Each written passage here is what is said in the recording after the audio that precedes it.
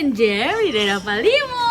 Ayo, ada yang bisa nebak nggak? Mimin mau kemana? Yes, kita mau ke Manda Cake. Ini cara menuju ke sana tuh ada 2 jalur. Nah, kita jalur bawah yang kita lewatin gang sana kemari sampai pada akhirnya nyampe deh. Ini dia pusat agen cake dan kue basah termurah se-Palembang. Dibuat fresh tiap hari dan di sini kamu bisa nemuin semua cake tuh ready stock. Ada mini bolu yang bentuknya seperti donat. Ini variannya banyak banget dan harganya tuh murah banget, guys. Mimin nyobain waktu baru aja keluar dari oven dan ini tuh hangat, ya Allah, wangi banget. Ini ready stock guys, jadi bisa langsung dibeli, masih hangat.